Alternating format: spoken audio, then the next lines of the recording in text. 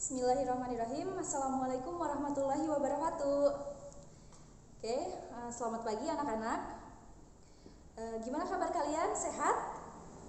Ibu harapkan kalian tetap dalam keadaan sehat ya. Dan Ibu ingatkan untuk tetap mengikuti protokoler kesehatan COVID-19, yaitu dengan mengingat 3M, yaitu memakai masker, terus kemudian mencuci tangan dan menjaga jarak. Oke, pada kesempatan ini Ibu akan menjelaskan mengenai materi selanjutnya, yaitu mengenai materi laju reaksi. Jadi pada pembelajaran hari ini yang Ibu harapkan dari kalian, gitu ya, kalian bisa menjelaskan konsep laju reaksi, kemudian faktor-faktor yang mempengaruhi laju reaksi, menjelaskan tentang teori tumbukan, kemudian merancang atau melakukan sebuah percobaan. Oke. Di sini Ibu akan, sebelum kita membahas lebih jauh mengenai laju reaksi, Ibu akan menunjukkan gambar. Kalian bisa lihat gambar di samping, ya.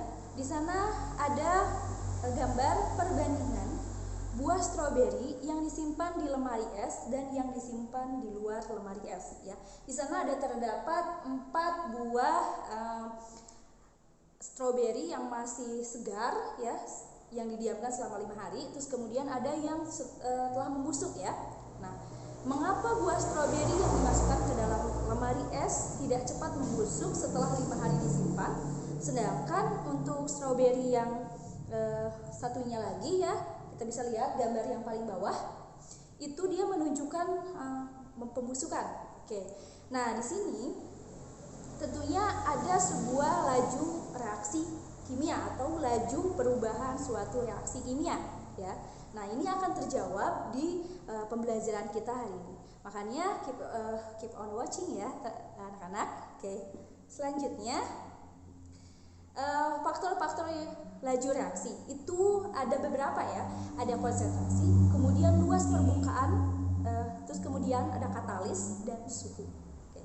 Tetapi sebelum kita mempelajari faktor-faktor laju reaksi, perhatikan dulu ya penjelasan dari Ibu agar kalian tahu konsep dasar dari laju reaksi tersebut. Oke, coba kalian perhatikan di sana terdapat kembang api, ya. Oke, tahukah kalian reaksi kimia itu terbagi menjadi 2 jenis, ya. Yang pertama reaksi secara cepat dan yang kedua secara lambat, ya. Kalian bisa perhatikan di situ ada kembang api, itu adalah proses pembakaran, ya, di mana di sana terdapat percikan yang sangat cepat atau reaksi kimia yang sangat cepat. Oke.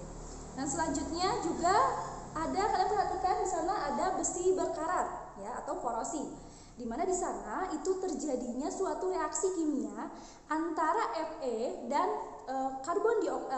dan O2 dan H2O, ya. Di sana air, kemudian udara serta Fe ini, gitu, sehingga dia terjadi korosi, ya, di mana di sana terjadi pengkaratan. Namun pengkaratan di sini juga dia lama, gitu ya, waktunya. Untuk besi mengkarat bisa memerlukan waktu bertahun-tahun. Artinya di sini reaksi kimia di sini adalah reaksi kimia yang berjalan secara lambat. Oke, selanjutnya, nah, maka perbedaan reaksi keduanya, ya, dari yang tadi ada reaksi lambat korosi dan reaksi cepat, ya, yang kembang api tadi. Nah, di sini perbedaannya adalah tentang waktu atau laju reaksinya, ya, di mana ada yang lambat dan cepat. Oke. Selanjutnya, oke, maka kita dapat simpulkan untuk laju reaksi adalah ukuran yang menyatakan cepat atau lambatnya suatu reaksi kimia berlangsung. Nah, apabila kita lambangkan, ya, dalam bentuk matematika, laju reaksi menyatakan laju perubahan konsentrasi, ya, perubahan kimia atau zat-zat komponen di reaksi tersebut, kemudian setiap satuan waktu. Artinya di sini ada P sama dengan delta konsentrasi per waktu. Maka di sini kita dapat simpulkan laju reaksi ini berbanding dengan waktu. Ketika waktu berjalan, maka akan terjadi sebuah reaksi kimia, ya. Dan untuk lajunya ditentukan oleh waktunya gitu ya, dilihat dari waktunya. Oke, selanjutnya faktor-faktor apa saja yang mempengaruhi laju tersebut? Ada, kita bahas nih, baru kita bahas konsentrasi, kemudian luas permukaan, katalis, dan suhu. Oke. Pertama kita konsentrasi dulu ya. Oke. Konsentrasi mempengaruhi laju reaksi. Karena apa? Karena banyaknya partikel kemungkinan lebih banyak suatu tumbukan. Dan itu membuka peluang semakin banyak tumbukan efektif yang menghasilkan perubahan. Oke, di sini nanti kita akan bahas ya di akhir tumbukan itu maksudnya apa gitu ya. Oke, di sini kita masuk dulu ke intinya konsentrasi. Oke, ilustrasinya ya kita ilustrasikan mana yang akan lebih terjadi tabrakan di jalan lengang atau jalanan padat. Oke, konsentrasi itu kita ibaratkan suatu partikel ini konsentrasi itu misalkan kita masuknya ke suatu partikel ya. Partikel ini kita ibaratkan dengan mobil gitu ya. Ketika mobil dalam keadaan kecepatan yang cepat mungkin ya dalam suatu jalanan yang senggang, maka kemungkinan terjadinya tabrakan atau pergesekan antara kendaraan satu dengan kendaraan yang lain akan kecil. Sedangkan ketika dia jalanannya padat dengan kecepatan yang tetap ya, dengan kecepatan yang sama, kemudian banyaknya mobil dan motor, nah maka di situ akan sering atau akan peluangnya lebih besar terjadinya suatu tumbukan atau pergesekan.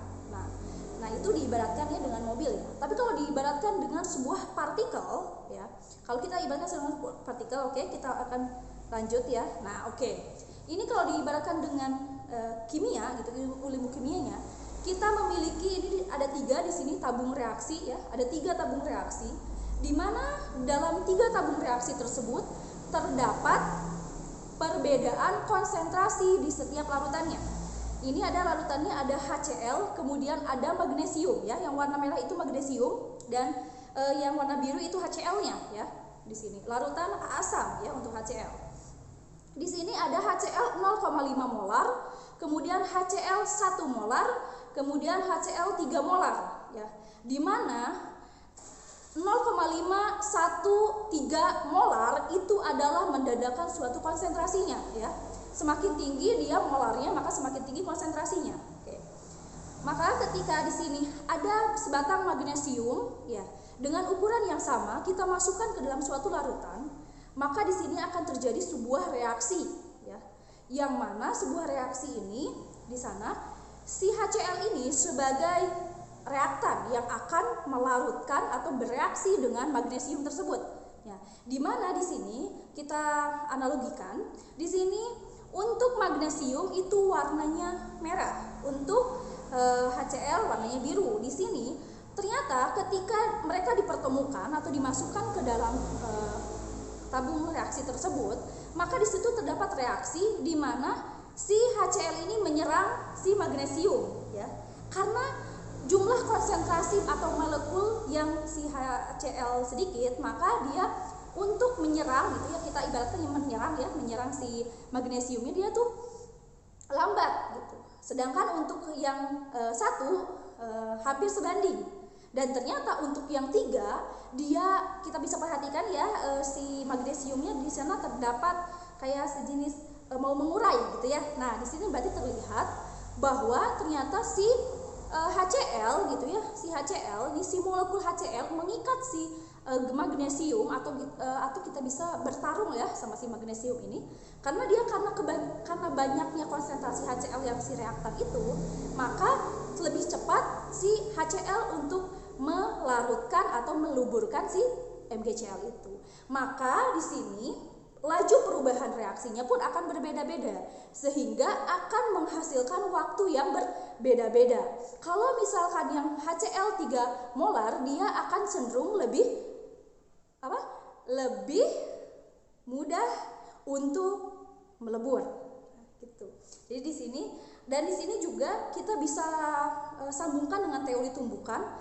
Otomatis berarti molekul HCl dan molekul magnesium itu karena terjadi gesekan dan karena Misalkan kalau yang banyak konsentrasinya dia padat gitu ya, jadi dia masuk gesekan dan sebagainya itu lebih gampang gitu untuk bertubrukan gitu, semakin banyak. Tapi kalau misalkan semakin sedikit konsentrasinya ya peluangnya semakin sedikit gitu, karena mungkin untuk menjangkau satu volume itu kan kalau misalkan konsentrasi dari molekulnya sedikit akan sulit.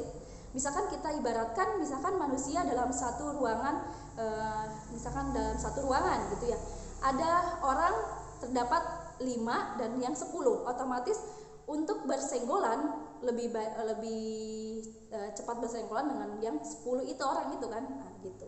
Jadi ibaratnya seperti itu saja ya. Oke, kita selanjutnya itu untuk konsentrasi. Maka kita dapat simpulkan untuk konsentrasi, berarti semakin tinggi konsentrasi reaktan, maka akan semakin tinggi tumbukan efektif ya. Tumbukan efektif itu adalah tabrakan antar molekul, yang molekul satu dan molekul yang lain. Misalkan molekul A dan molekul B bersatu menjadi molekul AB. Oke? Nah, kemudian setelah terjadi tumbukan yang sangat efektif ya, di mana tumbukan di sana tepat bertabrakan gitu ya, maka akan tinggi pula laju reaksinya. Artinya akan cepat pula dalam proses laju reaksi. Oke, mungkin itu kesimpulannya untuk konsentrasi. Kita selanjutnya ya, untuk selanjutnya. Oke.